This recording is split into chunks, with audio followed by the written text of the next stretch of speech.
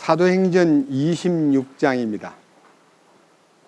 사도행전 26장 17절부터 18절 두 절수를 봉독하겠습니다. 사도행전 26장 220페이지 17절, 내가 너를 백성과 이방인들에게서 건져내어 이제 그들에게로 보내는 것은 그들의 눈을 열어주어 그들을 어둠에서 빛으로, 사탄의 권세에서 하나님께로 돌아오게 하려 함이요, 또 그들이 죄들의 용서를 받고 내 안에 있는 믿음으로 거룩히 구별된 자들 가운데서 상속유업을 받게 하려 함이라 하더이다. 26장 18절까지 말씀을 읽었습니다. 기도드리겠습니다. 사랑과 은혜가 풍성하신 아버지 하나님, 우리가 일주간 동안 수양회를 대비해서 하나님께 돌아오는 길, 또 하나님과의 만남의 길, 모든 죄짐을 벗고 영원한 속죄를 얻는 길, 그리고 혼생명이 변화되어 하나님을 기쁘시게 하는 사람으로 변화되는 길, 이러한 말씀들을 외쳤습니다. 오늘은 결론으로 누구든지 나를 따라오려거든 십자가를 지고 자기를 부인하고 나를 따르라 하신 이 신비한 뜻을 우리 가운데 보여주시고 알려주시고 우리의 마음의 눈을 열어서 이 진리의 말씀 안에 들어가 이 말씀을 먹고 기뻐하고 즐거워하며 하나님의 이름으로 칭함을 받는 운명이 바뀐 그 삶을 순종하고 따라오도록 이끄시옵소서. 이 마지막 시간 주님께서 은혜 위에 은혜를 더해 주셔서 우리 가운데 아직도 이 말씀을 듣고도 주님의 은혜 안에 뛰어들지 못하고 머뭇거리고 있는 불쌍한 영혼에게 주님의 손길이 미치기 원하고, 이 말씀을 통해서 많은 생명들이 변하여 새 사람 될 수 있도록 이끄시옵소서. 우리를 구원해 주시고 영원한 생명길로 인도하시는 우리 주 예수 그리스도의 이름으로 기도드렸습니다. 아멘. 오늘 읽은 이 성경 말씀은요, 예수를 믿지 않고 하나님을 믿는 소위 말하는 유대인, 그 중에서 바리새인 사울이라고 하는 청년이 너무 열렬하게 오직 하나님을 믿는 것은 이거다라고 하는 자기들이 정해놓은 어떤 규례와 전통에 의해서 예수 믿는 것을 우습게 보고 예수님을 마음속으로 거절하고 예수 믿는 사람을 나사렛 이단에 속한 사람이라고 해서 그 중에서 대표적으로 스데반을 죽일 때에 앞장서서 선동을 한 사울이라는 사람이 인정을 받고, 심지어는 소위 말하는 사법권을 행사할 수 있는 군인들을 데리고 다메섹이라고 하는 다마스커스에 기독교인들이 많이 숨어 있다는 소리를 듣고 그들을 잡아다가 처형하기 위해서 예루살렘에서 그 먼 길을 가고 있을 때, 저는 다마스커스를 가봤기 때문에 압니다. 사울이 주님을 만난 장소가 있더라고요. 다마스커스 시에 들어가기 직전에 하늘로부터 사울아 사울아 어찌하여 나를 핍박하느냐라고 묻는 그 질문과 함께 그 일행이 전부 다 꼬꾸라져요. 그리고 하늘을 우러러볼 때 너무 강한 빛 때문에 사울은 장님이 돼버려요. 그때 그가 묻기를, 도대체 당신은 누구셔요? 그랬더니 나는 네가 핍박하는 예수다. 자기는 지금 예수 믿는 사람을 괴롭힌 거는 맞지만 예수님하고는 한 번도 상대를 안 해봤는데 자기가 상대하고 있는 예수 믿는 사람이 바로 예수님이라는 걸 그가 알게 된 거예요. 그 후부터 그는 예수 믿는 사람들을 얼마나 각별히 모시고 그들을 대우했는지 모릅니다. 고린도 교회 같이 엉망진창이 되고 막 소송이 붙고 죄를 짓고 분열이 되고 뭐 아볼로파가 생기고 개바파가 생기고 별별 방법으로 분열돼 가지고 시끄러운 교회, 편지를 쓸 때도 꾸짖는 말로 편지를 쓰지 않고 사랑하는 형제들아, 너희가 이것을 알지 못하느냐?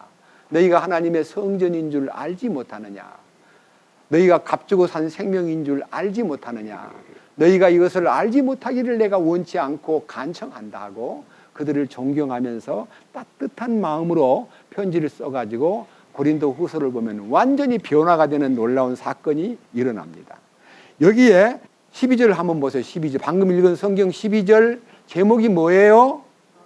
바울이 자기가 회심한 간증을 하는데 그 간증 속에 주님의 음성을 듣는데, 자 13절부터 보겠습니다. 오 왕이여, 정오가 되어 내가 길에서 보니 하늘로부터 해보다 더 밝은 빛이 나와서 나와 함께한 길 가는 자들을 둘러 비추었나이다. 우리가 다 땅에 쓰러졌을 때에 내게 말씀하시는 한 음성이 있어 내가 들음에 히브리 말로 이르되 사울아 사울아 어찌하여 네가 나를 핍박하느냐.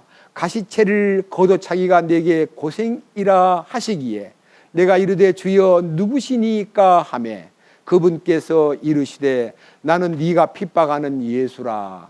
오직 너는 일어나 내 발로 서라.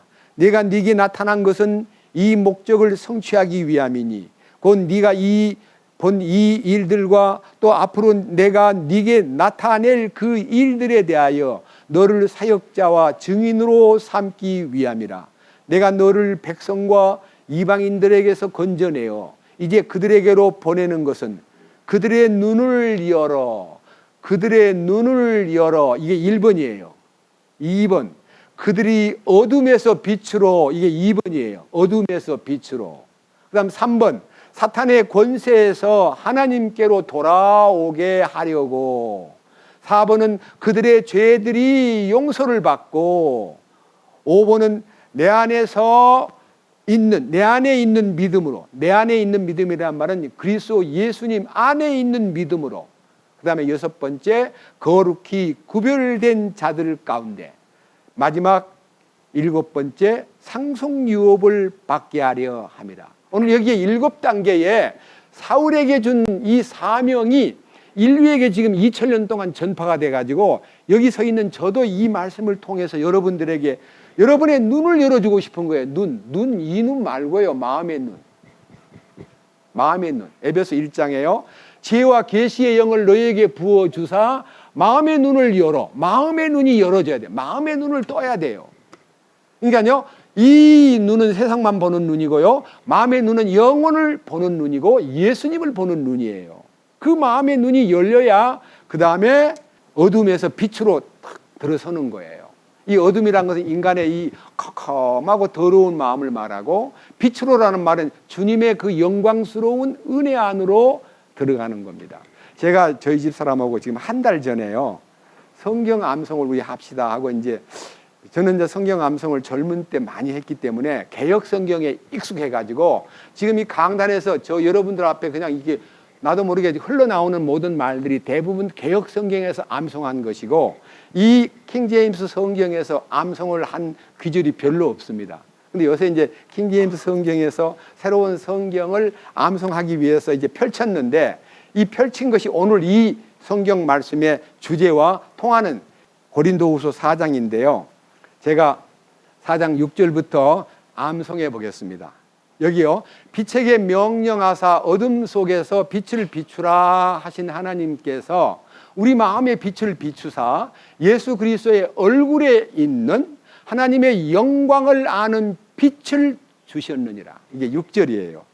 저는요, 이 놀라운 빛에게 명령하사 어둠 속에서 빛을 비추라고 하신 창세기 1장 2절에 그 하나님 창조주께서 내 마음에 빛을 비추어서 예수 그리스도의 얼굴에 있는 하나님의 영광을 아는 빛을 주셨느니라.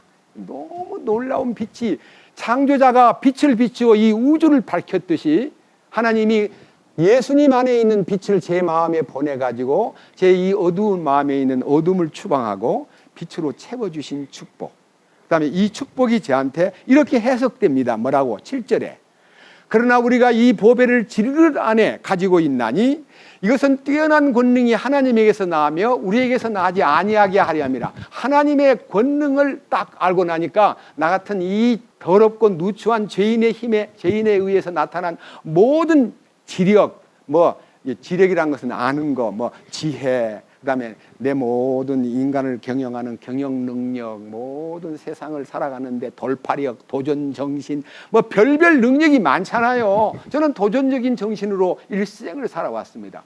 그리고 부정적인 얘기는 잘 하지 않았습니다. 안 돼, 힘들어, 괴로워 이런 얘기는 모두 다 거절하고 항상 된다, 하면 된다, 된다는 것을 빌립보 4장 13절에 내게 능력 주시는 자 안에서 내가 모든 일을 할 수 있다는 말을 19살 때부터 그 성경을 외워가지고 이사야 41장 10절에 두려워하지 말아라, 내가 너와 함께 하느니라, 놀라지 말아라, 나는 네 하나님이 됨이니라, 내가 너를 굳세게 하리라, 참으로 너를 도와주리라, 참으로 나의 의로운 오른손으로 너를 붙들리라. 이 성경 말씀을 20대 때부터 외워가지고요 지금 50년 동안 외우고 있습니다.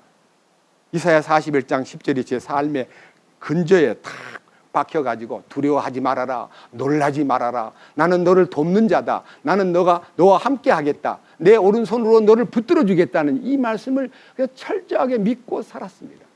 그러니까 이제 빛이 제 마음에 오는 순간에 이 보배를 질그릇 안에 가졌다는 말은요, 질그릇으로 만든 이 인간성 속에요 그 거룩한 보배, 영광스러운 복음의 빛이 제 안에 딱 왔을 때, 그 다음 놀라운 사실에 대해서 이 뛰어난 권능이 하나님에게서 나며 나한테는 없다는 걸 딱 알고 나니까 나를 부인할 수밖에 없지요. 그래서 나를 부인하는 걸 알게 된 거예요. 그 뛰어난 권능에 의해서 인격적으로 세상을 사는 동안에 인간관계에서, 돈 문제에서, 모든 처세 문제에서 뛰어난 권능을 소유한 사람답게 살고 싶어가지고 그 다음 8절, 우리가 사방에서 고난을 당하나 괴로워하지 아니하며 난처한 일을 당하나 절망하지 아니하고 핍박을 받으나 버림받지 아니하고 거꾸로 뜨림을 당하나 망하지 아니하고. 여기에 말씀이 뭐냐, 어떠한 문제가 와도 막 당당한 거예요. 아무 문제가 없어요. 왜? 주님이 같이 계시니까. 거기에서 얻어진 축복이 10절과 11절에 이 말씀을 제일 좋아합니다. 이 말씀, 우리가 항상 주 예수님의 죽으심을 몸에 짊어짐은 예수의 생명이 우리 몸에 나타나게 하려 함이니라. 여기 말하는 예수의 생명 또한 우리 몸에 나타난다는 이 놀라운 사실. 그 다음에 11절에요, 살아있는 우리가 예수님으로 인하여 항상 죽음에 넘기움은 예수님의 생명 또한 이 죽을 육체에 나타나게 하려 함이니라. 예수님이 나타나기 위해서는 나는 항상 나를 거절하고 no, 아니요라고, 나를 아니요라고만 하면 주님이 나타나요. 나를 인정하고 내세우고 나를 주장하면 주님이 가만히 지켜만 보고 계시고요, 나를 부인하고 나를 내려놓으면 주님이 나의 생명 속에 자기를 나타내요. 나타내는데 어떻게 나타나는지 보세요. 여기 마지막 12절에 그런 저기처럼 사망은 우리 안에서 일하고 생명은 너희 안에서 일하느니라. 이 말은요, 내 속에 사망이 역사하면 저 건너에 생명의 주님이 나타난다는 겁니다. 내가 죽었다는 것을 시인하고 주님 앞에 나를 맡기면 주님의 생명이 저 건너에 나타나기 때문에 이번 일주일 동안 집회도요, 저는 사망에 들어갔기 때문에 뭐 피곤하다, 힘들다, 목이 아프지요, 피곤하지요, 괜찮아요 묻는 사람마다 고맙긴 하는데요, 저는 완전히 소위 말하는 영어식으로 no problem, 전혀 문제 없다. 그리고 누구 힘든다고 여러분 끄떡하면 뭐라 그래요? 아이고 죽겠네, 아이고 힘들어, 아이고 미치겠네. 그런 사람 많아요, 우리 믿는 사람들도. 저는 그런 얘기 전혀 안 합니다. 뭐로 죽겠네요, 죽었는데. 죽었는데 뭐가 죽겠네요, 죽었는데. 여기 있잖아요, 10절. 우리가 항상 어떻게 해요? 예수님의 죽으심을 몸에 짊어져라. 그 십자가잖아요. 예수님의 죽으심을 몸에 짊어지면 예수님의 생명이 어때요? 우리 몸에 나타나는 거예요. 어떻게? 항상. 예, 그 다음 11절. 살아있는 우리가, 육신이 살아있잖아요, 이렇게. 살아있는 우리가 예수님을 통하여, 예수님으로 인하여 항상 어디로 가요? 성경책 보고 얘기하세요. 어디로 가요? 죽음에 넘겨짐은 예수님의 생명 또한 어디에 나타나요? 이 죽을 육체 가운데 나타나는 거예요. 우리 죽을 육체 가운데. 누가요? 주님이 나타나는 거예요. 그래서 주님께 기도합니다. 아침마다 저녁마다. 우리 둘이서 같이 머리 맞대고, 주님, 주님의 생명이 나타나기를 원합니다. 나는 죽고 나는 감추고 나는 부인되고 우리 주님만 나타나게 도와주시옵소서 하고 기도하면요, 그 마음속에 확신이 착 생기는 거예요. 자, 설교 주제가 마태복음 16장 24절, 아무든지 나를 따라오려거든 자기를 부인하고 자기 십자가를 지고 나를 따르라. 자기를 부인하는 게 뭡니까? 자기를 내세우지 말라는 거예요. 자기를 부인하는 게 뭡니까? 자기를 포기하라는 거예요. 자기를 부인하는 게 뭡니까? 자기를 내려놓으라는 거예요. 이게 보통 일입니까? 자기를 내려놓으라고 하는 게 말처럼 쉬운 거 아니에요. 어떻게 자기를 내려놓아요? 그런데 성경에는 이것이 우리 힘으로 자기를 내려놓는 거 아니에요. 다시 보여드리겠습니다. 어떻게 자기를 내려놓는가 한번 봅시다. 구약 성경 다니엘을 봅니다. 다니엘 10장 2절. 10장 2절. 그때 나 다니엘이 꼬박 세 이래 동안 애곡하며 세 이래를 채울 때까지 좋은 빵을 먹지 아니하고 고기와 포도즙을 입에 대지 아니하며 몸에 전혀 기름을 바르지 아니하니라. 이 다니엘이라는 사람이요, 바벨론의 포로가 돼가지고 궁중 교육을 받으면서 장래를 위해서 크게 자기를 내려놓고 있는 사람인데 21일 동안 금식 기도를 하고 먹지도 않고 먹는 것은 좋은 빵을 먹지 않고 고기도 먹지 않고 포도즙을 입에 대지 않고 몸에 기름도 안 바르고요, 하나님 앞에 애곡하면서 기도를 하고 있는데 4절, 첫째 달 24일에 내가 큰 강 히데겔 곁에 있었는데 그때 내가 눈을 들어 바라보니 보라, 어떤 사람이 아마포 옷을 입었고 그의 허리에는 우바스의 정금으로 띠가 둘렀더라. 여기에요, 아마포라는 말은 우리 쉬운 말로는 세마포인데요, 세마포 옷을 입었고 우바스 정금띠라는 것은요, 세상에서 가장 좋은 정금으로 만든 정금 벨트. 여러분, 정금 벨트를 끼는 것은 왕이 하는 일입니다. 왕이 정금 벨트, 금 벨트를 이렇게 띄고 있는 거예요. 그 다음에 6절, 그의 몸은 녹주석 같고 그의 얼굴은 번개 모양 같고 그의 눈은 등불 같고 그의 팔과 발의 색깔은 연마한 녹 같고 그의 말소리는 한 무리의 소리 같더라. 이분이 누구냐면요, 하나님이세요. 이게 글로 표현할 때는 멋 같고 했지만 사실은 너무너무 영광스러운 하나님의 모습을 본 거예요. 보세요. 그 다음 7절, 나 다니엘이 홀로 그 환상을 보았고, 이제 환상, 비전을 보았습니다. 나와 함께한 사람들은 그 환상을 보지 못하였고 큰 지진이 그들에게 임함으로 그들이 피하여 숨었더라. 같은 동행자들은 아무도 그 환상을 못 보고 다니엘 혼자 그 영광스러운 하나님의 환상을 본 거예요. 그러니까 하나님을 본 거예요. 자, 여기 계신 여러분, 이번 일주일 동안요, 이 성경 말씀을 통해서 하나님을 볼 수 있는 기회를 여러 차례 제시했는데 눈이 어두워가지고 못 보고요, 잘 모르겠는데요, 안 보이는데요, 그리고서 이렇게 중요한 얘기를 하고 있는데도요, 이런 분도 계셔요. 참 안타까워요. 세상에 그 하나님을 알게 해주려고 이렇게 간절한 마음으로 외치고 소리 지르는 저의 음성을 듣고도 졸고 앉는 분도 계셔요. 참 슬퍼요. 자, 다니엘이는 영광스러운 그분을 보았습니다. 8절, 그러므로 내가 홀로 남아서 이 큰 환상을 볼 때, 그러니까요, 영광스러운 환상이, 여기는 환상만 보았지 저는 실제적인 주님을 망원경을 놓고 그를 비추듯이 하나님, 창조주 하나님, 영광스러운 하나님, 나를 만드신 하나님, 나를 공급해 주시는 하나님, 나에게 생명과 호흡과 만물을 주신 하나님, 나를 그렇게 사랑해서 이렇게 인간답게 살게 하기 위해서 구원을 베푸는 그 능력 있는 하나님, 사랑이 많으신 하나님을 여러분한테 소개해 주었으면요, 뭔가 보여야 될 거 아니에요. 그 하나님이 보는 순간에 무슨 일이 일어나느냐, 하나님이 보이면 무슨 일이 일어나느냐. 밑에 보세요. 8절, 내가 홀로 남아서 이 큰 환상을 볼 때에 그 순간 다니엘이 똑똑하고 멋지고 힘있게 보였던 그 다니엘이 이 환상을 보는 순간에 무슨 일이 일어났는가. 8절 중반절, 내가 홀로 남아서 이 큰 환상을 볼 때에 내 안에 기력이 남지 아니하였으니.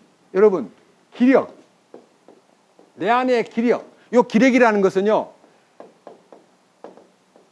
이게 기력이에요. 기운 기자에다가 힘력이에요. 기운이 싹 빠져버리는 거예요. 말은요, 힘이 다 빠져나가는 거예요. 자, 영광스러운 그분을 보는 순간에 뭐가 빠져나가요? 기력이 빠져나가 버렸어요. 기력이 남지 않았다는 거예요. 그 다음 뭐예요? 내 아름다움, 자기가 인간적으로 아름답고 똑똑하고 머리가 좋고 막 왕의 꿈을 해석하고 막 대단한 총명 있는 사람이라고 알려져 있는 사람이 자기가 아름답다고 느꼈던 그 아름다움이 하나님 앞에서 뭐가 돼버려요? 내 아름다움이 내 속에서 뭐예요? 뭐가 됐어요? 아이고, 썩어서 냄새가 풀풀 나는 거예요. 내 썩은 냄새를 맡은 거예요. 여러분 자신들이 자기의 썩은 냄새를 맡아야 하나님께로 가는 거예요. 자기가 썩었다는 걸 모르고 내가 왜 썩어? 네가 썩었어? 나는 안 썩었어. 이게 얼마나 뻔뻔한 사람이에요. 하나님을 못 보니까 그러는 거예요. 첫째, 기력이 빠져나갔고, 두 번째, 아름다움이 어떻게 해요? 썩은 것으로 바꿔줘 버리는 거예요. 그 다음 뭐라 그랬어요? 예? 아무 기력도 내게 남지 아니하였느니라. 그러니까 아무런 힘이 전혀 빠져나가 버린 거예요. 그래서 예수 믿는 건 뭐냐면요, 자기 힘이 빠져나가는 것이 예수 믿는 거지요. 힘이 펄펄 살아가지고 뭐 열심히 해봅시다, 새벽기도 갑시다, 산기도 갑시다, 철학기도 합시다, 금식기도 합시다, 많이 바칩시다, 봉사합시다, 이거 전부 다 자기가 하는 거잖아요. 그건 주님이 볼 때 다 허탕이에요. 행동으로 구원받는 거 아니에요. 말씀을 듣고 그 영광스러운 예수 그리스도의 얼굴에 있는 하나님의 그 영광을 아는 빛이 내 마음에 올 때예요. 내가 그냥 팍 꼬꾸라지는 거예요. 이 밑에 보세요. 9절. 그럼에도 내가 그의 말소리를 들었는데, 그의 말소리를 들을 때 내가 얼굴을 땅으로 향하고 얼굴을 댄 채 깊이 뭐가 됐습니까? 잠들었다는 말은요, 죽은 거나 다름없는 거예요. 구약 성경이나 신약 성경에 성도의 죽음을 잠들었도다라고 말해요. 잠든 것은요, 그냥 기운이 빠져가지고 꼬꾸라져 버린 거예요. 숨은 쉬고 있지만요, 죽은 거나 다름없는 상태가 잠든 상태잖아요. 자, 10절. 그 순간 보라, 한 손이 나를 어루만지며 내 무릎과 손바닥을 의지하게 하여 나를 세우니라. 그가 내게 이르시되, 오 크게 사랑받는 사람 다니엘아, 내가 네게 이르는 말들을 깨닫고 똑바로 일어서라. 똑바로 일어서라. 그러니까 이제 주님이요, 그를 일으켜 세우는 것이 구원이에요. 예? 기운이 다 빠진 사람을 주님이 일으켜 세우는 것이 구원이란 말입니다. 내 힘으로 구원받는 거 아니에요.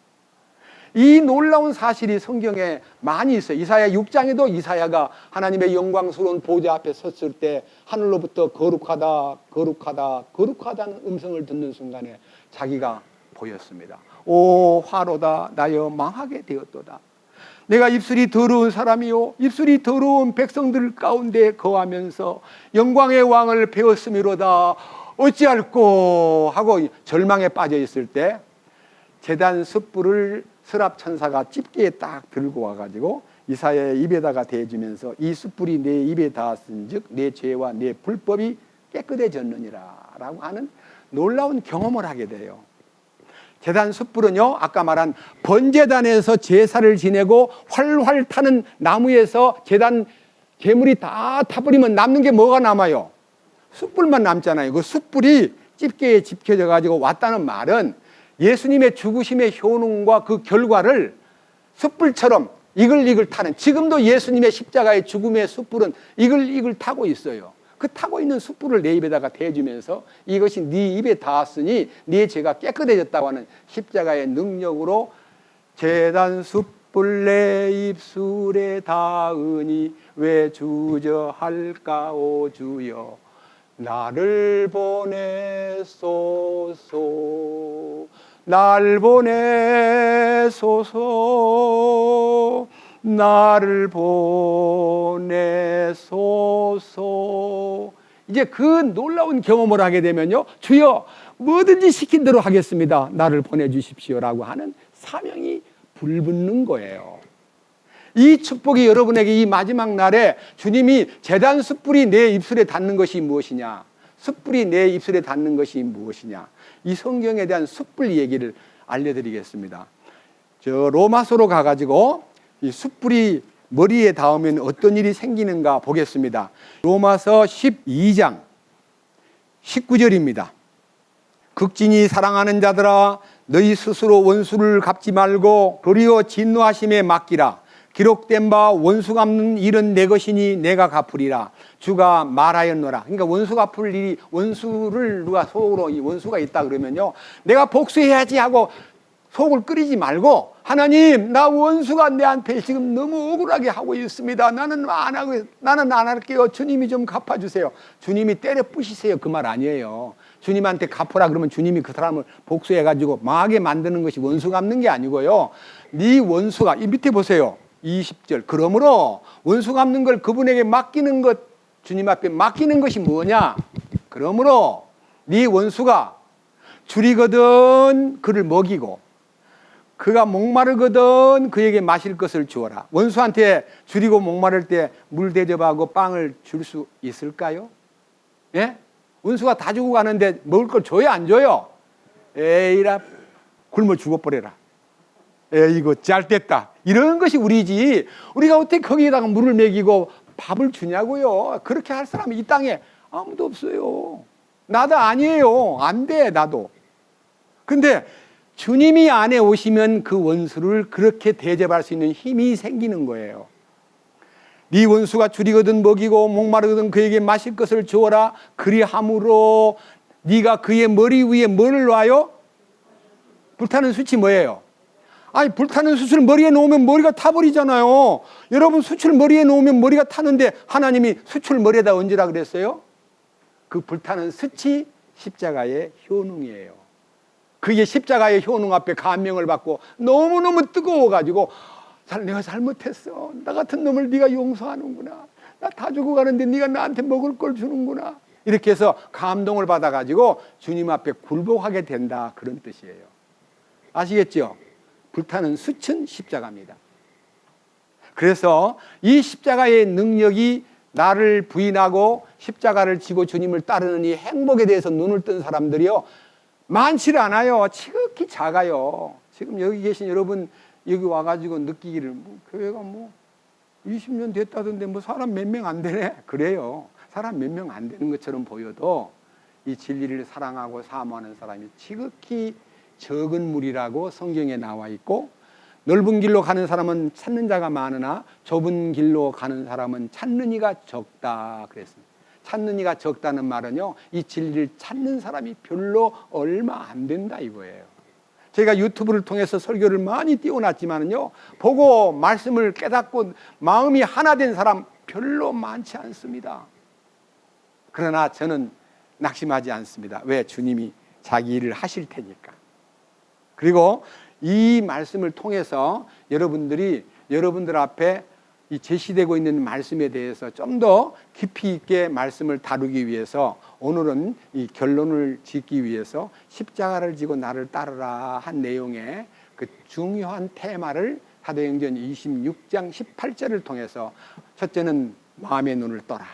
마음의 눈을 떠야 된다. 네? 자, 보세요. 에베소 1장. 에베소서 1장. 찾았습니까? 17절. 우리 주 예수 그리스도의 하나님 곧 영광의 아버지께서 지혜와 계시의 영을 너희에게 주사 그분을 알게 하시고, 그 지혜와 계시라는 말은요, 성경을 읽을 때 성경을 문자로만 보고 그래 하고 보는 게 아니라 하나님의 지혜와 계시가 열려가지고 하나님이 보이는 거예요. 하나님이, 성경 속에 계신 하나님이 보이는 거예요. 이 말씀이 하나님이라 그러지 않았어요. 그 다음에 18절 뭐라 그랬어요? 너희의 지각의 눈을 밝히사. 지각의 눈이란 말은 옛날 개혁에는 마음의 눈을 밝히사 그래. 예, 지각이라는 말은 언더스탠딩인데요, 깨달음이 탁 이룬, 깨달음의 이 눈이 열려요. 깨달음, 말이 깨달아져요. 깨달아지면서 어떤 일이 벌어져요? 그분이 왜 나를 부르셨는가, 그분 안에 있는 놀라운 상속 유업의 영광이 얼마나 풍성한가, 그리고 그분의 강력한 활동이 어떻게 우리에게 나타나는가, 그분의 큰 권능이 어떤 것인지를 알아내도록 그 권능의 볼륨, 내 권능을 쓰는 게 아니라 그분의 권능이 나타나가지고, 이 권능이라는 단어는 파워예요. 파워. 하나님의 놀라운 파워가 내 안에 나타나요. 그 새 힘이 생기는 거예요. 내 속에 있는 나의 힘이 아니라요, 하나님의 힘이 나를 놀랍게 만드는 거예요. 자, 여러분 혹시 이런 성경 기억납니까? 야곱이라는 사람이 에서 형한테 돌아갈 장자의 명분을요 중간 도리했어요. 형님 사냥하러 간 사이에 엄마하고 짝짝꿍이 돼가지고 이제 아버지한테 가서 가짜로 내가 당신의 큰아들 에서입니다, 그렇게 이제 거짓말을 해가지고 아버지가 그래 에서인지 아닌지 만져보자, 이만큼 와봐라. 손등을 떡 만지더니 음성은 야곱인데 네 손이 에서로구나 하면서 아버지가 분별도 못하고 그에게 축복해 주었더라. 그러니까 아버지가요 아들한테 복을 탁 주고 나서 끝나고 나니까 에서가 찾아와가지고 아버지 제가 왔습니다 했더니 깜짝 놀라면서 나 복 다 줘버렸는데 아버지 나한테 돌아올 복이 없나요? 동생이 중간에 도리했습니다. 나를 축복해 주세요. 나는 복이 하나밖에 없어. 너한테 줄 게 없거든. 안 됐구나. 뭘 알았냐? 이삭이 동생한테 축복해 주고 난 다음에 쏘갔다는 걸 알면서 탁 떠오르는 게 하나 있어요.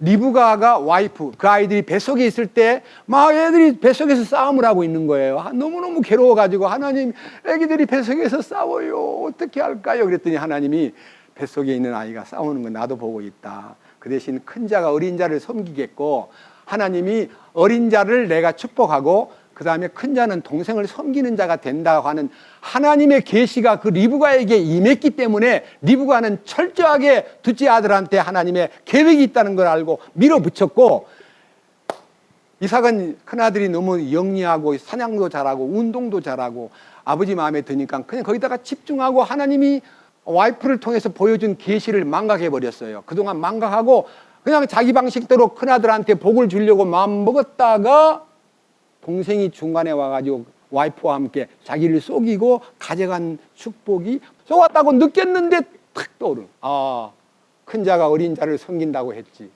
내가 줄 것을 줬구나. 에서야 너에게 줄 복이 없다. 성경에 기록되기를 네가 아우를 섬겨야 된다고 돼 있더라 하고 딱 거절하니까 막 화가 난 이 에서가 막 동생을 죽이려고 막 날짜를 받았어. 아버지 장례식 때 딱 죽여버릴 거야 하고 소리를 지르니까 그 소리를 엄마가 들었어요. 와, 이놈이 집안에서 동생을 죽여버리면 큰일 나겠구나 싶어가지고, 여보, 큰아들이 동생을 죽여버린답니다. 그냥 내버려두면 안 돼요. 피신을 시킵시다. 여보, 큰아들을 저 우리 옛날 친정집으로 보냅시다. 그러시오. 그래서 몰래 보침을 세워가지고요, 야곱이를 저 밧단 아람에 자기 외삼촌이 사는 라반의 집으로 피신을 시켰는데요, 피신 가가지고 20년을 보냈어요. 20년. 근데요, 굉장히 머리가 명석하고 아주 머리가 계산이 빠르고 이제에 빠르고 막 대단히 영리한 야곱이는 있는 방법 없는 방법을 다 동원해가지고요, 외삼촌 라반의 집에 있는 양떼들을 거의 다 자기 것으로 만들었어요. 그래가지고 20년이 돼가는데 자꾸만 마음속에서 라반이 자기를 자꾸 10번이나 이 약속한 임금을 지불도 안 하고 자꾸 속이니까 아내들 보고, 아내 그 두 딸이 다 아내가 됐어요. 라헬과 레아가 둘 다 아내가 되고 그 뒤에 몸종마저도 아내가 돼서 4명의 아내를 거느리고 도망 나오듯이 도망을 나와요. 삼촌 집에서 20년 살다가 재산과 4 아내를 끌고 11 아들을 끌고 도망을 나오는데 라반이 막 성질이 나가지고, 세상에, 아니 간단 말도 없이 가는 게 어딨어, 정말 이게 뭐 그냥 용서 못할 거야, 죽여버릴까 하고 막 말 타고 뒤따랐는데요, 하나님이 하룻밤을 보내 잠을 자고 있는데, 라반, 야곱을 손대지 마. 내가 택한 자야. 가부간 말하지 마. 하나님의 지시를 받고요, 라반이 야곱을 만나가지고, 사실 나 너를 가만 안 두고 싶었는데 어젯밤 하나님이 꿈속에서 너 건들지 말라고 해서 내가 손을 안 대는데 어찌 그럴 수가 있냐. 딸 둘을 그냥, 손자들도 얼마나 이쁜데 왜 인사도 안 하고 떠나니? 삼촌이요, 제가 죽을 힘을 다해서 뒤에서 일을 했는데 얼마나 나를 많이 속였습니까? 내가 삼촌이 겁나가지고 도망 나왔습니다. 그래가지고 이제 화해가 끝나고 삼촌하고 헤어졌습니다.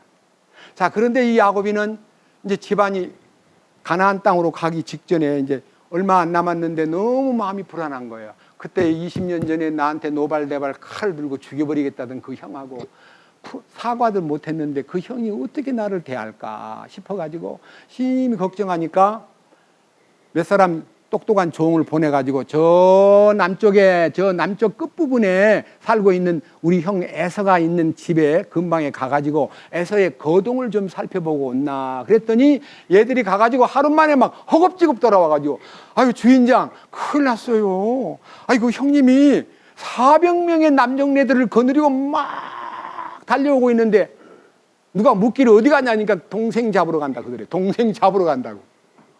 동생 환영하러 남자를 데리고 400명 데리고 오겠어요.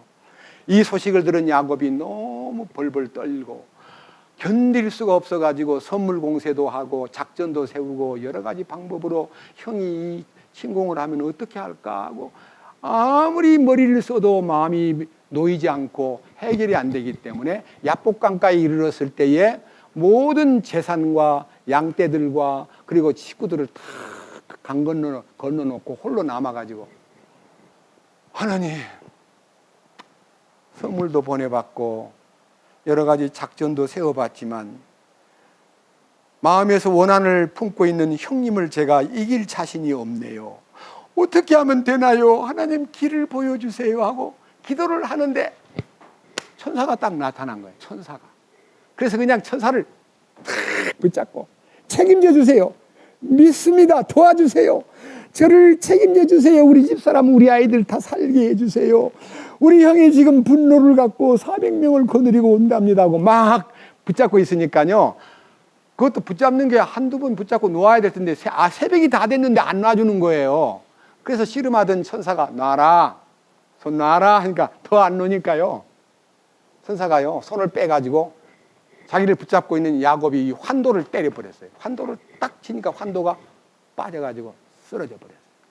권투로 말하면 TKO 된 거예요. 쓰러져 버린 거예요. 쓰러져 있는 야곱에게 야, 너 이름이 뭐냐? 야곱입니다. 그 천사가 말하기를 네 이름이 야곱이라는 말이 맞구나. 야곱이라는 말은 간사한 자, 도둑놈, 아주 형편없는 인간을 야곱이라 그래요. 발꿈치를 잡은 자란 뜻인데 그 말의 어원은요 사기꾼 도둑놈이란 뜻이에요. 네가 도둑놈 맞다. 형한테도 도둑질하고 라반 집에서도 도둑질하고 네가 얼마나 간사한 놈이냐. 그런데 내가 오늘부터는 이름을 바꿔준다.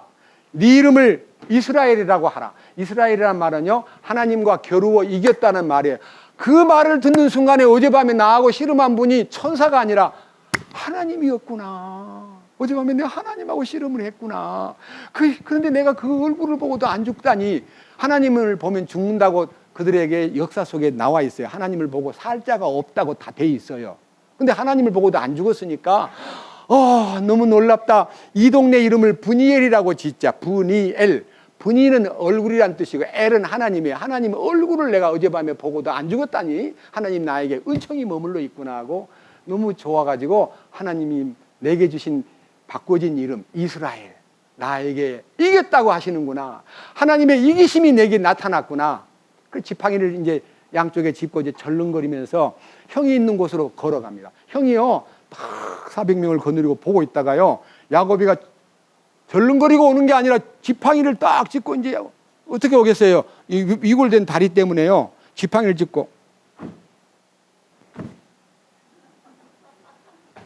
이렇게 오니까요, 형이 우리나라 말로 짠하게 보인 거예요. 야, 나갈 때는 큰 소리 치고 나가더니 병신이 돼서 돌아오는구나. 형님이요, 짠한 마음으로 딱 오는데 거기 앞에서 형한테 7번 절을 해요. 7번. 7번 절을 하고 난 다음에 형님 얼굴을 보니 하나님 얼굴 본 것 같습니다. 저는 30년 동안 성경책에다가 얼마나 다급했길래 이렇게 간사한 말을 할까. 형님 얼굴을 보니 하나님 얼굴 배운 것 같습니다 라고 쓴 그 옆에다가 얼마나 다급하기에 야곱이 이런 아부성 말을 했을까라고 저도 이해가 안 되니까. 저는 하나님 얼굴을 본 적이 없으니까 써놨는데 2000년 7월 제가 하나님 얼굴을 뵌 경험이 있었는데, 하나님 얼굴을 보면요 모든 사람이 하나님처럼 보이게 돼 있어요.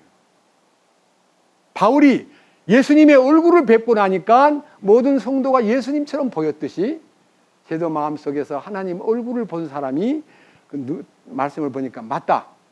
어젯밤 하나님의 얼굴을 보았기 때문에 그렇게 무섭던 형도 하나님의 얼굴로 보이니까 하나님 얼굴 배운 것 같다는 그 말에 형이 녹아버리는 거예요. 그 야곱의 간증에 형이 녹아버려요. 그냥 껴안고 울면서 얼마나 고생이 많았냐. 형이 미안해요. 아니야, 괜찮아. 동생을 공격하러 왔던 형이 눈물을 흘리면서 화해가 돼버려요. 여러분, 그렇습니다. 하나님 얼굴을 뵙고 나면요 세상과 어떤 관계도 풀어져 버립니다. 이 놀라운 사실이 십자가의 능력입니다. 저는 여러분들이 이런 축복이 함께 하기를 바랍니다. 눈을 떴어요. 하나님에게 눈을 뜨니까 변화가 오는 거예요. 그래서 사도행전 26장 돌아갑니다. 뭐라고 돼 있죠? 아까 읽었던 대로 그들의 눈을 열어주어 그들을 어두움에서 빛으로, 어둠은 불안하고 공포스럽고 음침하고 떠는 밤, 아무것도 안 보이는 밤인데 빛이 비침으로써 변하여 사망의 음침한 골짜기 가다가 밝은 빛 어련히 보고 머리털보다도 더 많던 내 죄가 눈보다 더 희어졌네. 주님이요 내 마음에 오시면서 어둠이 물러가고 죄가 깨끗해지고 사탄의 권세에서 하나님께로 돌아오게 되는 거예요. 그리고 죄가 해결되는, 죄가 해결되고 나면은 이 영광스러운 그리스도의 복음의 빛이 내 마음에 비침으로써 이 보배를 질그릇 안에 가지고 있나니 이것은 능력의 힘이 큰 것이 하나님에게서 나며 내게서 나지 아니하게 하려 함이라고 말하면서 그 능력을 찬양하고 그 힘을 내세우는 거예요. 내 힘을 내세우는 게 아니라 그분의 힘, 그분의 놀라운 능력을 자랑하게 되는 거고, 그 자랑하는 마음이요 내게 어떤 고통이 오고 핍박이 오고 환난이 오고 말할 수 없는 위험이 와도 절망하거나 거꾸러지거나 망하지 않고, 예수님 당신이 일하시옵소서, 저는 당신께 모든 것을 맡깁니다 하고 변하여 새 사람이 되는 거예요. 그래서 여기 계신 여러분에게 에베소 3장으로 가서 이 부분을 설명 올리겠습니다. 에베소서 3장 2절, 너희를 위해 내게 주신 하나님의 은혜의 경륜을 너희가 들었으리라. 곧 계시로 그분께서 내게 그 신비를 알리셨나니, 계시란 말은요 눈을 열어서 하나님의 신비가 보이기 시작한다. 그것은 내가 전에 몇 마디 적은 말로 적은 것과 같으니라. 바울이 간증을 해서 내가 주님을 만났을 때 이런 일이 일어났다, 이런 축복이 일어났다는 것을 내한테 말해 주었지. 그 얘기를 지금 다시 하마 4절, 그것으로 말미암아 내가 읽을 때, 너희가 읽을 때에 그리스도의 신비에 대하여 내가 알고 있는 바를 깨닫게 되리라. 이 기록된 성경을 읽으면 사도 바울이 그 신비를 소유하고 신비의 눈을 뜬 것을 너희가 알게 되리라. 너희들에게도 똑같은 은혜를 더하리라. 그리고 아까 사도행전 26장 18절에 주님께서 내가 너를 마음의 눈을 열어서 어둠에서 빛으로 사탄의 권세에서 하나님께로 죄를 깨끗게 해줄 뿐 아니라 거룩하게 만들고 내 안에 있는 믿음을 선물로 주고 상속유업을 받게 하마 했던 그 간증이 내 간증이 되는 거예요. 사도 바울만 전유한 간증이 아니고 그 간증이 내 간증이 되고 바울의 간증이 내 간증이 될 수 있다는 것입니다. 기적 아니에요? 그 다음 5절, 그분께서 이제 자신의 거룩한 사도들과 대언자들에게 성령을 통해 이 신비를 계시하신 것 같이 다른 시대들에서는 사람들의 아들들에게 그것을 알리지 아니하셨는데, 이 신비는 복음으로 말미암아 이방인들이 그리스도 안에서 동료 상속자가 되고 같은 몸에 속하게 되며 그분의 약속에 참여하는 자가 된다는 것이라. 이 복음이 뭡니까? 복음, 예수님이 죽으시고 죄를 위해서 죽으시고 묻히셔가지고 영원히 사망을 끝내고 다시 부활하심으로 우리를 거듭나게 하시고 그리고 우리를 승천까지 보장해 주신 그 복음의 내용 속에 눈을 뜨고 나면은 여기에 성령을 통해서 계시된 이 축복이 첫째는 그리스도 안에서 동료 상속자가 되고 그리스도를 통해서 같은 몸에 속하게 되고 그 다음에 그분의 약속에 참여하는 자가 된다. 여러분, 나중에 죽으면 천국 간다는 것밖에 모르는 사람은 천국 가기가 힘들어요. 천국을 죽으면 간다는 사람은 천국 못 가요. 천국이 살았을 때 내 안에 와야 돼요. 멀리 뵈던 하늘나라 내 마음속에 이루어지니 날로 날로 가깝도다. 마음의 천국이 와야 돼요. 마음의 천국이 오면요 미치겠네, 죽겠네, 환장하겠네 그런 말이 떠나버려요. 아직도 주님을 믿는다 그러면서 미치겠네, 환장하겠네, 아이고 답답하다, 아이고 저거 봐라, 와 어쩌면 좋지, 이런 사람이 그 삶에서 벗어나요. 예? 아무리 답답한 일을 만나고 아무리 어려운 일을 만나도요 그것이 개의치 않고 주님 감사합니다. 욥기서에 한꺼번에 재산을 다 잃어버리고 자식을 10남매 다 잃어버리고 건강을 다 잃어버리고 아내까지 잃어버렸어도 절망했어요, 감사했어요. 그렇게 되는 거예요. 저는 어느 날 그 욥기서를 보다가 주님, 나는 아들 셋이 있는데요 하나만 죽어도 저는 굉장히 슬퍼할 것 같은데 욥은 10남매를 잃고도 감사하는 걸 보니 대단한 분이에요. 주님, 저도 욥의 인내를 배워 주님을 기쁘게 하는 사람 되게 해주세요 하고 간절히 기도하면서 이제는 3남매에게 어떤 일이 와도요 주님께서 저를 지켜주신다는 걸 믿기 때문에 그걸 미리 뭐 가상적으로 우리 집 새아들이 갑자기 죽으면 어떡하지 그런 마음이 전혀 없어요. 하나님이 감당치 못할 시험을요 일부러 하지 않아요. 감당할 수 있도록 돌보신다고 약속했어요. 자, 그 다음 밑에 보세요. 7절, 내게 주신 하나님의 3장 7절입니다. 내게 주신 하나님의 은혜의 선물에 따라 그분의 권능이 효력 있게 활동함을 힘입어 내가 이 복음의 사역자가 되었노라. 하나님의 은혜의 선물과 그분의 권능의 효력 있게 활동함을 힘입어하니까요 그분이 활동함으로써 이 복음을 전하는데 나는 막힘없이 전했다. 아주 자신 있게 로마서부터 성경 신약 27권 중에 14권을 사도 바울이 썼습니다. 근데 히브리서를 사도 바울이 쓴 거라고 안 그러고 딴 사람이 썼다 그러니까 말이 안 되지만요 히브리서의 그 놀라운 대서사시 같은 구약을 통틀어 가지고 은혜의 그 주님을 찬양하는 그 히브리서를 읽으면요 막 역동적인 힘이 생겨요. 여러분 히브리서 강의를 이미 해놨기 때문에 히브리서라면 강좌를 들어보세요. 대단한 막 우리를 흥분시키는, 예? 천사보다 나으니 모세보다 나은 분, 아론보다 나은 분, 여호수아보다 나은 분, 그리고 대제사장 엘리멜렉보다 나은 분, 그리고 어떤 멜기세덱보다 나은 분. 우리 주님은 이 우주 가운데 가장 위대한 분이라는 것을 알게 됨으로써요 그 위대한 분을 알고 나면요 저절로 찬송이 나와요. 저는 그 찬송가를 길 가면서 종종 불러요. 교회에서도 여러 번 불렀는데 오늘도 한번 불러볼게요.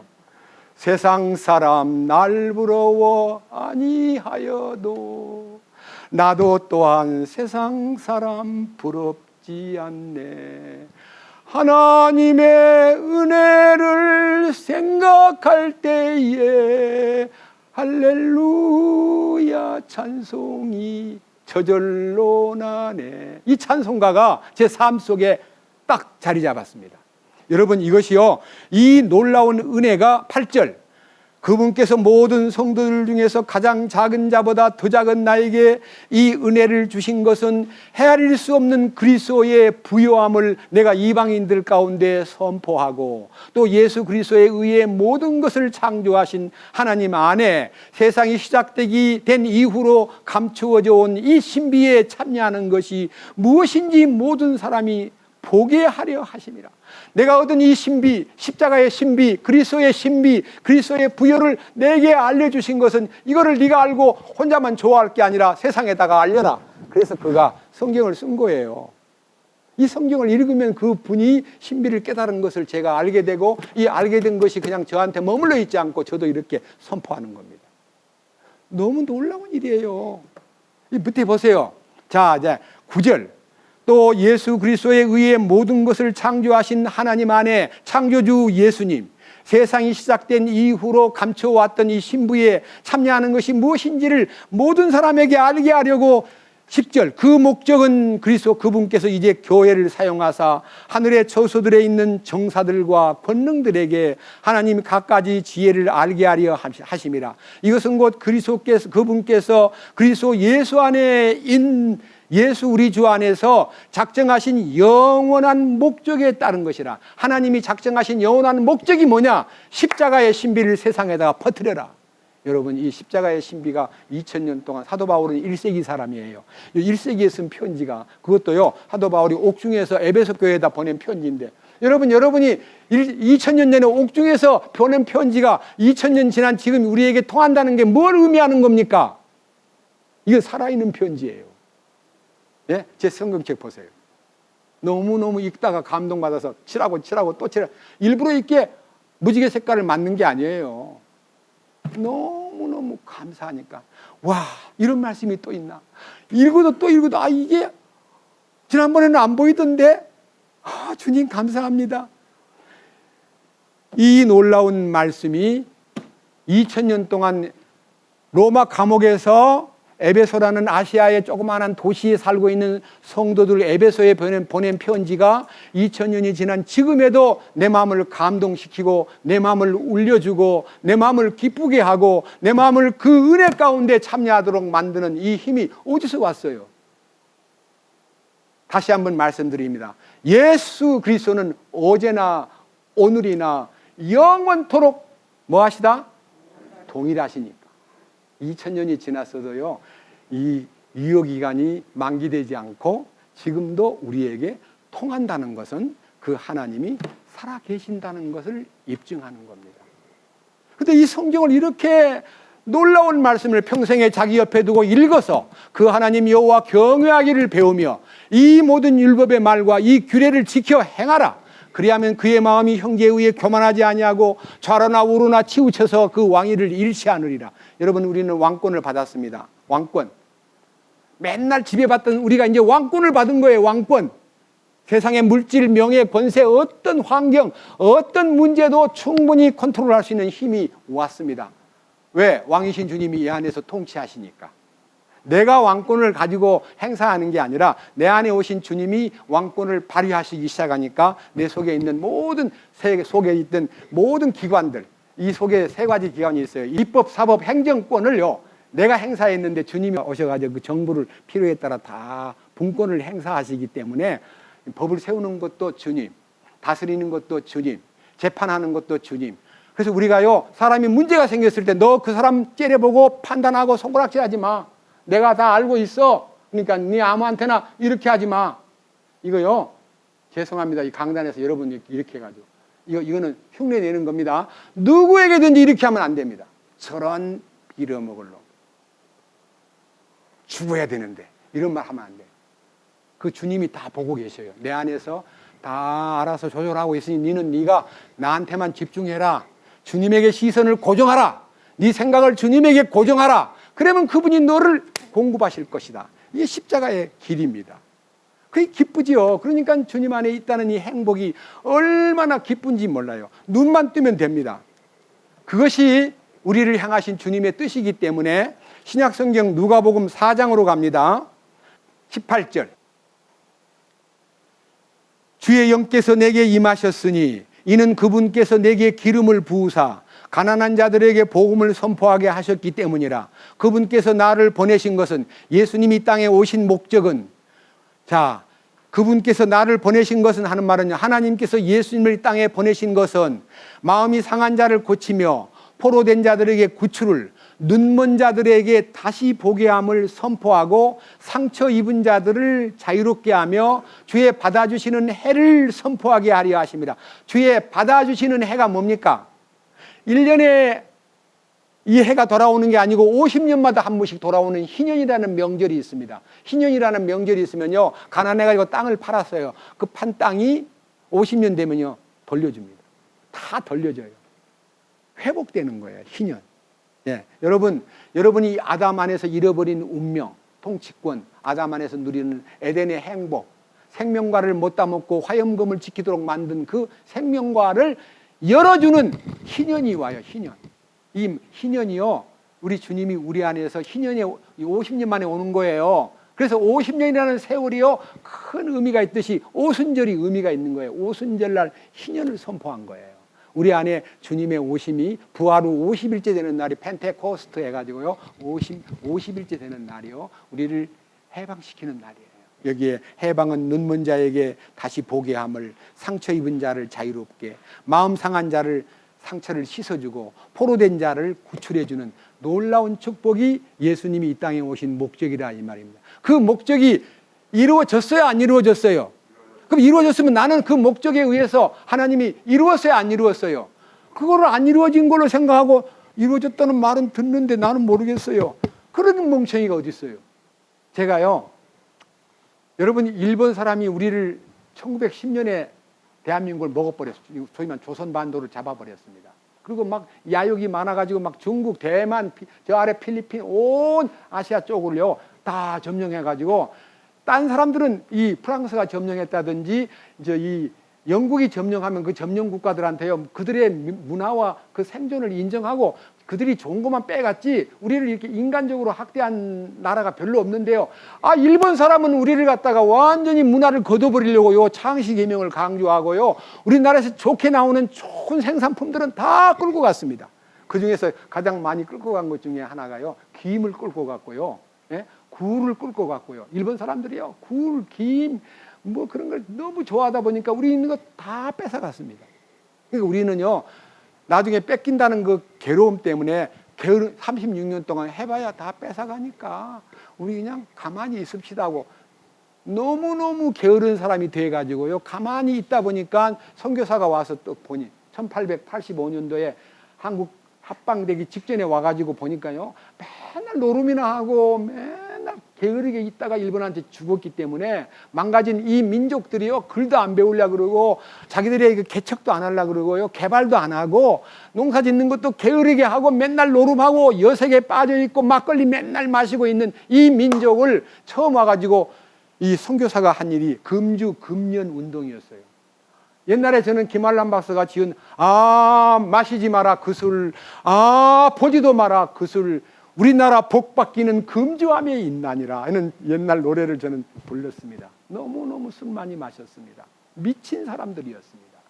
그런데 일본은 더욱더 우리의 문화를 다 앗아가고 글도 뺏어버리고 창씨 개명까지 부르고 동화정책을 하려고 했는데요, 다행스럽게도 36년 만에 우리가 해방이 됐잖아요. 해방이 됐는데 이 해방된 민족들이요, 정신을 차리기 전에 여론조사를 해보니까요, 70%가 공산당이 좋다고, 사회주의가 좋다고. 왜냐하면 배급 준다니까. 거기에 빠져 있다가 여론조사를 한 결과를 김일성이가 듣고, 야, 서울만 탁 잡아버리면 단번에 곳곳에서 봉기가 일어나고 곳곳에서 우리가 이겼다, 우리나라 만세하고 김일성 앞으로 돌아올 거라고 믿고 서울을 딱 점령을 했는데 너무 조용한 거예요. 그 순간 하나님께서 이 민족을 향한 계획 때문에 메가더 장군을 보내가지고 인천 상륙작전을 해서, 저 인천 상륙작전에 대한 보도와 기사를 유심히 보니까요, 하나님이 기적을 일으킨 거예요. 그래서 서울을 탈환하고 그 다음에 일사후퇴라는 이상한 일이 벌어지고 그 다음에 이 민족이 제자리에 서게 되었습니다. 그리고 그 전쟁 이후에 50년 전쟁 이후에 70년이 조금 지난 현재에 놀랍게도 세계 개발도상 국가에서 가장 먼저 선진국으로 들어서 세계 8번째 선진국이 되었습니다. 우리는 실감을 못하지만요, 대한민국은 대단한 나라입니다. 대단한 나라예요. 왜? 애국가에 나왔듯이 하나님이 보호하사 우리나라 만세하는요 하나님의 보호와 특별 정책이 하나님이 이 민족을 향한 계획이 있기 때문에요. 아시아 존에서 일본, 중국, 인도, 필리핀 온갖 나라를 다 헤아려 봐도 한국처럼 기독교가 빨리 부흥된 나라가 없습니다. 기독교가 가장 발달했는데 왜 기독교가 발달했는데도 불교가 종교 분쟁을 안 일으키고요 가만히 보고, 때로는 기독교 안에요 어떤 유명한 목사가 스님이 목사된 얘기, 스님이 회개한 얘기를 막 퍼뜨려 가지고 얼마 안 가면 불교는 싹 망하고 기독교로 된다는 얘기를 했다가 와그라고 떠들긴 했지만요, 종교 전쟁이 없는 한국 참 고마워요. 종교 전쟁이 없는 한국, 레바논 같은 나라는 종교 전쟁 때문에 나라가 망할 위기에 처해 있고 곳곳에서 싸움이 벌어지는데, 심지어는요 무슬림도 파가 있어요. 수니파와 시아파가 있어서 막 싸워요. 그런데 우리는 종교 때문에 그렇게 싸우는 일이 없는 나라로서 기독교인들이 득세한 것도 아닌데도 기독교가 굉장히 1200만 명까지 올라갔다가 지금 몇 년 사이에 기독교가 개독교로 바뀌면서 800만 명밖에 안 돼요. 상당한 숫자가 캐톨릭으로 가버렸고 딴 데로 가버렸고 이단으로 갔는데, 그럼에도 불구하고 씨가 있어가지고 기독교의 이 놀라운 세력들이 하나님 앞에 회개할 수 있는 기회가 지금 다가오고 있는데, 이 회개의 복음은 이 왕국 복음을 통해서 회개가 되고 혼의 구원을 받아야 변화가 오고, 변화를 받아야 기독교가 소금이 되는 거예요. 지금 소금이 안 되고요 길에 밟히는 소금이 되어버렸어요. 그래서 기독교를 개독교라고 개자를 붙여버렸어요. 슬퍼요. 근데 우리는요 그러한 핍박과 욕을 먹으면서도 주님이 주신 본래의 사명인 빛과 소금의 직분을 다하기 위해서 우리가 어떻게 주님 뜻을 따라서 갈 거냐 하는 그 빛과 소금의 직분을 다하려면 마태복음 16장 24절에 나를 따라오려거든 자기를 부인하고 십자가를 지고 나를 따르라. 자기를 부인하면 무슨 일이 일어납니까? 사람 무시하지 않고 돈에 매이지 않고 돈 때문에 눈 부리키지 않고, 그리고 돈에 대해서 막 노예가 되거나 돈 하는 것이 딱 끝나버립니다. 저는 2000년 7월 달부터 제 안에 물질에 대하여 해방받고 세상에 대해서 세상 즐거움 다 버리고 세상 자랑 다 버렸네. 주 예수보다도 귀한 것은 없네. 예수밖에는 없네. 이 세상 부귀로 바꿀 수 없네. 이 세상 명예로 바꿀 수 없네. 이 세상 행복과 바꿀 수 없네 라고 하는 이 놀라운 얘기가 겉으로 나타난 노래소리가 아니라 제 마음에 이루어진 것을 확실히 믿습니다. 왜? 그분의 영광을 보는 순간에 제가 아름다움이 변하여 썩은 것이 보였고 제 기력이 다 빠져나가버렸기 때문에 이제 힘을 쓸 필요가 없어요. 나는 빠져나가버린 나를 놓아버렸기 때문에 나는 아니에요. 아무것도 아니에요. 나는 아무것도 아닌 것을 믿어요. 하나님의 이름은 I am that 하나님입니다. 스스로 계시는 분, 나는 이다이신 분입니다. 하나님의 이름이 이다이신 분이고 나는 누굽니까? I am not입니다. 그리고 I am nothing입니다. I am nothing. 나는 아무것도 아니에요. 그것이 여러분 속에 이루어져야 비로소 크리스찬다운 삶을 살 수가 있고 그리스도의 향기를 토하는 사람으로 변하여 사람들에게 감동을 주고 사람들에게 은혜를 베풀고 사람들에게 희생을 베푸는 사람이 되고 섬기는 사람이 될 수 있다는 것입니다. 이 놀라운 사실이요 여러분 안에 실제가 되기를 진심으로 바라고, 방금 읽은 이 말씀, 마음 상한 자를 고쳐주고 포로된 자에게 구출하고 눈먼 자를 눈뜨게 하고 상처 입은 자를 자유롭게 하고 주의 받아주시는 해에 들어가는 그 희년의 기쁨을 다 맞이해 가지고요 희년이 되면요 모든 것이 끝납니다. 희년의 클라이막스가 뭐냐? 예수님 다시 오시는 겁니다. 희년의 클라이막스, 예수님이 다시 오시는 순간에 이 지상에 매어 살던 이 그리스도인들이 세상을 다 버리고 떠나는데, 버리고 떠날 때 롯과 같이, 롯의 아내와 같이 소돔을 빠져나올 때 자기 힘으로 못 나오니까 손을 딱 붙잡고 끄집어내면서 뒤돌아보지 마라, 뒤돌아보지 말아야 된다. 정리를 못하고 나왔으니까 막 가는데 뒤에서 꽝 하고 터지는데 어머나 그 창고에 있던 거, 금고에 있던 거 어떻게 된 거지? 불바다가 된 것 같아. 아이고 어때? 뒤돌아보는 순간에 롯의 처는 4000년 동안 소금기둥으로 사해바다가 소금기둥, 롯의 처가 살던 소돔 고모라 밑동네가 사해 아랫부분 남쪽에 끝이 소돔이거든요. 그 소돔 고모라 근방에 가면요, 커다란 소금 기둥이 4,000년 동안 서 있어요. 관광객들을 보고 하는 말, 저거 롯의 처입니다. 성경에 누가복음 주님께서 롯의 처를 기억하라. 여러분, 우리가 세상에 미련을 두고 살다가 주님이 떠나자 그러는데 떠나는 생각을 안 하고 정리가 아직 안 됐는데요, 그때 지붕에 있는 사람은 집안에 있는 물건을 가지러 내려오지 말 것이며, 그죠? 내려오지 말라 그랬어요. 뭐든지 정리된 속에 살아야지. 미련을 두고 살던 것이 주님 오실 때 내 이름 부르고 떠나자 그러는데, 주님 잠깐만요, 이거 아직 해결이 안 된 게 있는데요, 오늘요 우리 아들 중매하는데 가야 되거든요, 그거 좀 마치고 가면 안 돼요? 그러면 남아라 그러고 주님이 안 데려가 버려요. 주님이 오라 하실 때 세상에 미련을 조금이라도 남겨둔 사람은요, 환난에 남습니다. 아시겠어요? 모치만이라는 분이 이렇게 글을 썼습니다. 자기는 영에 속한 사람이라는 책을 상중하러 너무 많은 책을 쓰고 있는데요, 이 책을 집필하고 있을 때 주님이 야야 떠나자 그러는데, 하나님에 대한 말씀을 지금 마감을 지어야 되는데 마감 못했거든요. 마감을 하고 갈게. 그러면 그래, 남아라. 7년 대환란에 남아요. 7년 대환란에 들어가가지고 목이 베인 사람만 천연왕국에 들어가고 목이 안 베인 사람은 천연왕국에도 못 들어가요. 얼마나 무서운 과정이 남아 있습니다. 이 땅에 사는 동안에 목이 잘려야 됩니다. 내 목이 잘리고 주님이 내 머리가 돼야 됩니다.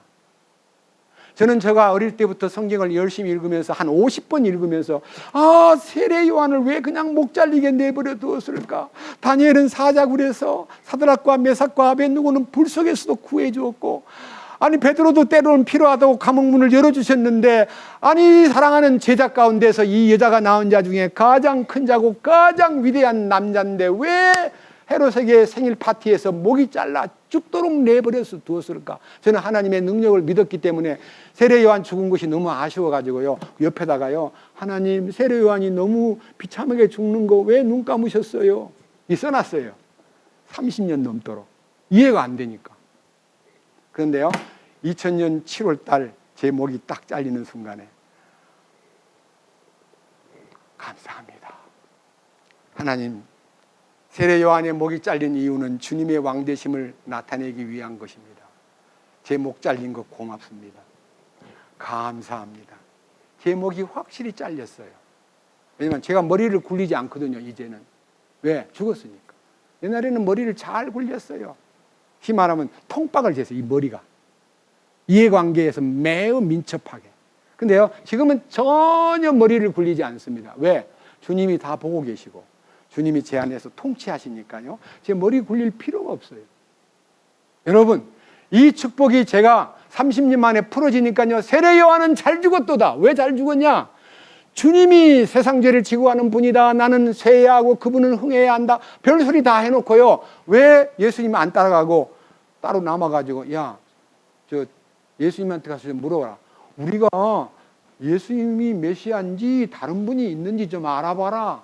그렇게 묻더라고, 내가 말하더라고 하라. 그리고 가가지고 세례 요한 선생님이 선생님에게 물어보던데요, 오실 그분이 당신입니까? 우리가 다른 일을 기다리오리까? 이렇게 말하면서 의심이 생기고, 그 다음에 그 할 일을 안 하니까 어디로 갔냐면 헤롯 궁전에 가서 왕한테 떡 가가지고, 왕이시여, 왕은 어떻게 동생의 아내를 빼앗았습니까? 정의파처럼요, 동생의 아내를 빼앗는 게 옳습니까? 그 왕은 세례 요한의 말을 듣고요, 맞기는 맞아. 동생의 아내를 빼앗은 건 좋지 못한 일이야. 그런데 옆에 있던 그 헤로디아라는 여자가요, 요한이 와가지고 자기 남편한테 왜 남의 아내를 빼앗았어요? 동생 아내를 빼앗아서 어떻게 그럴 수가 있습니까? 왕이 돼가지고 하니까요, 왕이 근심하는 걸 보고 이 헤로디아가, 저런 나쁜 놈, 왜 자꾸 우리 영감을 건드려가지고 나를 갖다가 쫓아내게 만들려고 그래? 나는 이 영감이 더 좋은데, 나 옛날 빌립보다는 이 헤롯이 더 좋아하고, 왕이 혹시 자기를 버릴까 봐요, 벌벌 떨고 있을 때에 헤롯의 생일날 그 집에 데리고 온 딸이요, 춤을 너무 잘 췄나 봐요. 술이 거나하게 취한 헤롯 왕이 딸을 불러다가, 와이프가 데려온 딸이에요, 친딸이 아니고. 공주는 공주인데 남의 아들이, 남의 남자가 낳은 공주예요. 네 소원이 뭐냐? 내가 나라의 절반도 달라면 줄게 하고, 이 순간 그 딸이, 엄마 왕께서 너무 좋아가지고 소원을 말하라 그래. 나라의 절반도 준대요. 그랬더니 딴 거 구하지 마. 세례 요한의 목을 달라 그래. 이렇게요. 자기가 깨질까 봐 세례 요한의 목을 달라 그래 하고 가서 대왕님 세례 요한의 목을 주십시오. 왕이 결심한 것과 부하들과 맹세한 것이 있으므로 어찌하여 할 수 없이 옥에 들어있는 요한을 데려다가 목을 탁 잘라가지고 그 목을 소반에 담아서 딸에게 주었다는 거 아닙니까? 왜 하나님이 그 순간을 면하지 않게 내버려 뒀을까 하는 것이 제 마음에 너무너무 큰 의문이었는데, 세례 요한이요, 마지막 선지자로 온 사람은요, 자기 사명을 다 끝냈기 때문에요, 말없이 예수님을 따라가야 돼요. 하나님 앞에 합당치 못한 정치에 관여하고 쓸데없이, 이 오늘날 목사님들도요, 우리는 세례 요한처럼 목이 잘려도 할 말은 하고 살아야 돼요. 그게 건방진 소리예요. 주님이 다 하셔요. 나중에 헤롯이 충이 먹어 죽는 것도 성경에 나와요. 하나님 필요하면 걷어가요. 절대요 무슨 반란을 일으켜서 죽이는 게 아니고요, 하나님은 필요할 때 퇴위시켜요. 로마서 13장 1절 봅시다. 그래서 모든 권력에 대해서 우리가 취할 태도도요, 십자가를 지고 주님을 따르는 사람들에게서 잊어버려서는 안 될 과제가 있습니다. 자, 보십시다. 로마서 13장 1절의 제목이 뭡니까? 그리스도인과 세상 권력. 그리스도인, 구원받은 사람이, 십자가를 진 사람이 세상의 권력을 어떻게 볼 거냐? 모든 혼은 더 높은 권력들에게 복종할지니 하나님으로부터 나지 않은 권력이 없으며 이미 있는 권력들도 하나님께서 뭐 하셨느니라? 대한민국의 대통령 문재인 대통령도 하나님이 임명한 사람입니다. 트럼프도 하나님이 임명했다가 조 바이든에게 물려주었습니다. 모든 정권은 하나님이 임명권자입니다. 그러니까 뭐라 그랬어요? 그러므로 누구든지 권력에 거역하는 자는 하나님의 규례를 거역하나니 거역하는 자들은 스스로를 정죄받으리라. 그 이하는 나중에 읽어보십시오. 여러분, 어떤 권력도 저항하지 말아야 됩니다. 기도만 할 뿐입니다. 하나님, 그 권력이 흔들리고 백성들을 위하라고 권력을 주었는데 자기를 위하고 사사로운 욕심에 빠져 있고, 주님 어떻게 하면 좋아요? 불쌍히 여기소서. 왕을 정신 차리게 도와주세요. 이렇게 중부기도는 해도 좋지만요, 저놈 나쁜 놈이야, 저것 때문에 지금 우리나라가 망하려 그래, 저거 없애버려야 돼 하고 떠들고 욕하고 막 그런 거요, 절대 하면 안 돼요. 주님이 임명권자이기 때문에 필요하면 사람을 뽑아서 세웁니다. 여러분, 다음 정권은 누가 올 거냐 걱정하지 마세요. 주님이 다 마음에 두고 계십니다. 거기에 대해서 저항하거나 떠들거나 불평하지 마십시오. 국민들의 손을 빌려가지고 찢게는 만들지만요, 결정권자는 하나님이라는 것을 잊지 마시고, 우리에게 십자가를 지고 나를 버리고 나 자신을 부인하고 십자가를 지고 사는 생활이라는 게 뭐냐? 아까 말한 대로 3단계가 있는데 그 3단계를 말씀드리고 마칠까 합니다.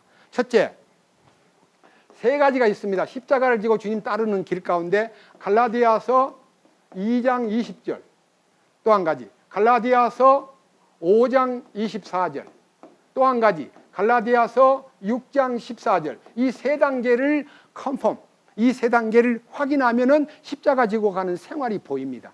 갈라디아서 2장 20절, 내가 그리스도와 함께 십자가에 못 박혀 있으나 그럼에도 불구하고 사노라. 그러나 이제는 내가 산 것이 아니요 내 안에 그리스도께서 사시느니라.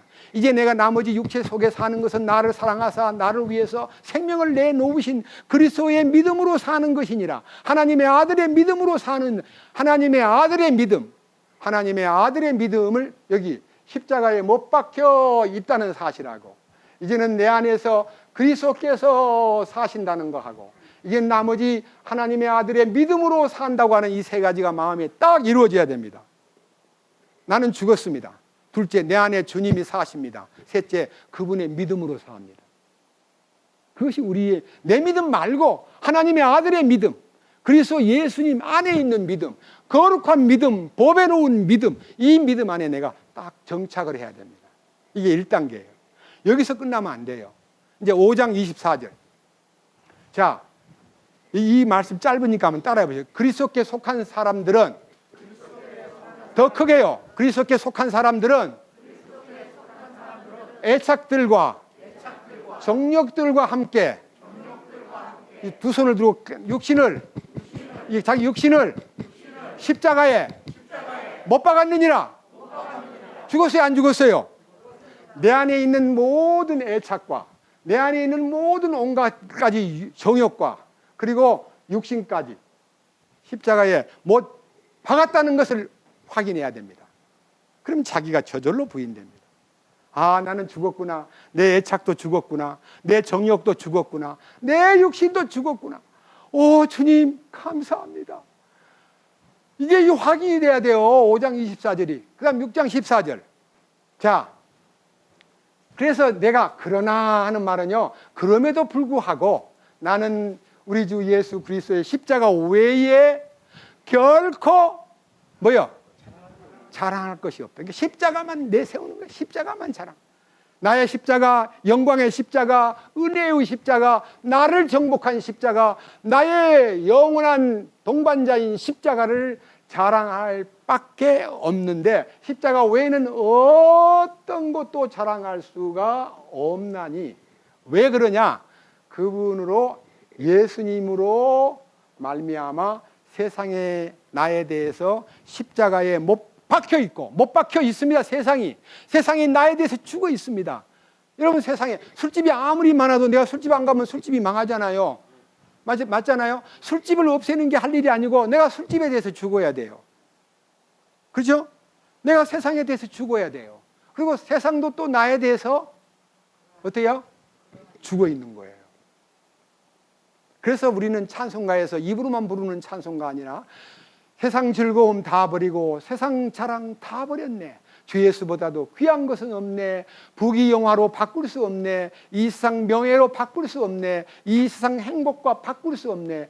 오직 주 예수 그리스도만 내 안에 사시네 하는 이 축복이 실제가 될 때 그것이 은혜 가운데 사는 사람이고 그것이 예수 믿는 사람임을 잊지 마십시오. 주님을 찬양합니다. 기도합시다. 주님 감사합니다. 우리는 이제 집회를 통해서 주님의 경륜과 나를 따라오려거든 자기를 부인하고 십자가를 지고 나를 따르라 하신 명령을 우리는 수행할 사람임을 믿습니다. 십자가를 통해서 주님이 나를 처리했고 내 모든 과거가 끝났고 내 모든 못된 성질도 끝났고 내 모든 인간 계획도 끝났고 오직 하나님의 계획 안에 포함되어 그 계획을 따라 예수님이 내 안에 주인으로 왕으로 좌정하시고 이제는 나머지 생애를 하나님의 아들의 믿음으로 살도록 이끄심을 믿습니다. 우리의 모든 애착과 정욕들이 육체와 함께 십자가에 못 박힌 것도 믿습니다. 이제 나는 자랑할 것이 십자가밖에 없고 십자가를 대하여 세상이 내게 대하여 죽었고 나 또한 세상에 대해서 죽었다는 이 간증이 나의 간증 되게 하시고 나의 삶의 주인 되시옵소서. 우리를 구원해 주시고 거룩하게 하시고 십자가의 짐을 지고도 조금도 무거워하지 아니하고 주님을 기쁘시게 하는 사람으로 살도록 이끄시는 영광의 주 예수 그리스도의 이름으로 기도드렸습니다. 아멘.